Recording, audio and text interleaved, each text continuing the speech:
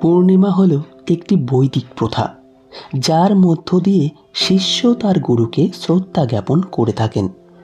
আষাঢ় মাসের পূর্ণিমা তিথিতে পালিত হয় গুরু পূর্ণিমা। হিন্দু ও বৌদ্ধ ধর্মে গুরু পূর্ণিমার বিশেষ তাৎপর্য রয়েছে। হিন্দু ধর্মাবলম্বীদের বিশ্বাস, এই তিথিতেই মুনি পরাশর ও মাতা সত্যবতীর ঘরে মহাভারতের রচয়িতা মহর্ষি বেদব্যাস জন্মগ্রহণ করেছিলেন। তাই এই দিনে মহর্ষি বেদব্যাসের জন্ম জয়ন্তীও পালন করা হয়। মনে করা হয় তিনি 4টি বেদের ব্যাখ্যা করেছেন। বেদ বিভাজনের শ্রেয় তাকেই দেওয়া হয়েছে, তাই তার নাম বেদব্যাস। 18টি পুরাণ ছাড়াও তিনি রচনা করেন মহাভারত ও শ্রীমদ্ ভগবত।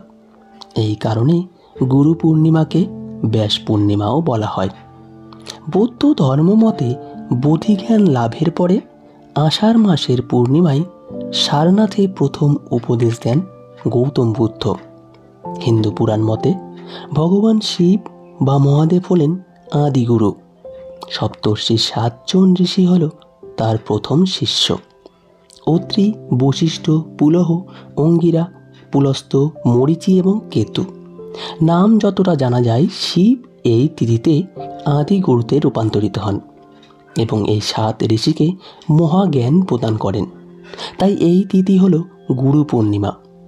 আষাঢ় মাসের পূর্ণিমাতেই গুরু পূর্ণিমা পালন করা হয়।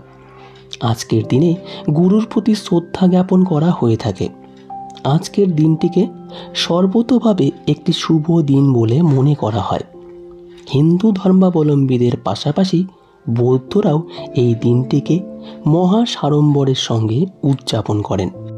গুরু পূর্ণিমাকে ব্যাস পূর্ণিমাও বলা হয়ে থাকে, কারণ মনে করা হয় আষাঢ় মাসের পূর্ণিমা তিথিতেই নাকি জন্ম নিয়েছিলেন ব্যাসদেব।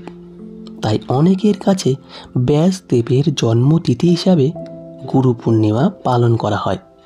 তবে বৌদ্ধ ধর্মাবলম্বীদের মতে এই গুরু পূর্ণিমার বিশেষ তিথিতেই গৌতম বুদ্ধ ধর্ম নিয়ে উপদেশটি দিয়েছিলেন। প্রসঙ্গত এই গুরু শব্দেরও কিন্তু একটা অন্তর্নিহিত অর্থ রয়েছে। গু কথার অর্থ অন্ধকার এবং রু কথার অর্থ অন্ধকার দূরীভূত করা। আর সেই কারণেই একজন মানুষের জীবনে গুরুর অবদান সবচেয়ে বেশি। বলা হয় একজন গুরুই পারেন তার শিষ্যের জীবন থেকে যাবতীয় অন্ধকার দূর করে দিতে। নেপালে আজকের দিনটি বিশেষ আড়ম্বরে পালিত হয়ে থাকে, কারণ নেপালে আজকের দিনটি শিক্ষক দিবস হিসাবে পালিত হয়। এই দিন সেখানে সকলে তাদের গুরুর প্রতি শ্রদ্ধা জ্ঞাপন করেন। শিব এই তিথিতেই প্রথম জ্ঞান প্রদান করেছিলেন, আর সেখান থেকেই গুরু প্রথার সৃষ্টি হয়।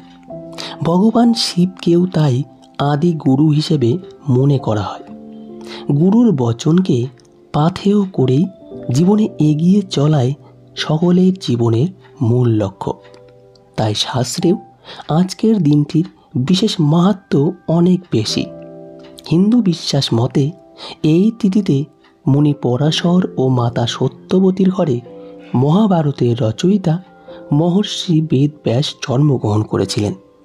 আর এই দিনটিকে বিশেষ মর্যাদা দিতেই ব্যাস পূর্ণিমাও বলা হয়ে থাকে। তো বন্ধুরা, এই ছিল গুরু পূর্ণিমার মাহাত্ম্য। এরকম আরও পুরাণ কথা জানতে আমাদের পৌরাণিক বাণী কাহিনী চ্যানেলটি সাবস্ক্রাইব করে রাখবেন। ধন্যবাদ সকলকে। ভালো থাকবেন, সুস্থ থাকবেন।